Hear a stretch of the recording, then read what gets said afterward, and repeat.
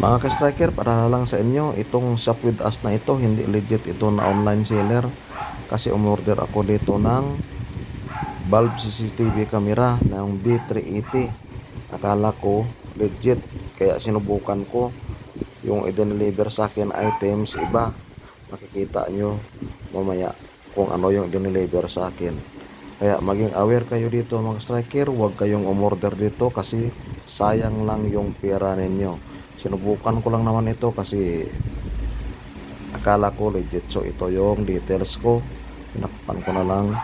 Yan, ito na yung order ko na dumating. Ito, Volvite Live CCTV camera. Yan, ito siya.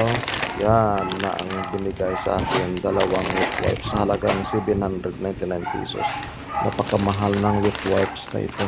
Hindi ganyan yung item na in-order ko. To yan ang binigay. So maging aware kayo. Maraming salamat.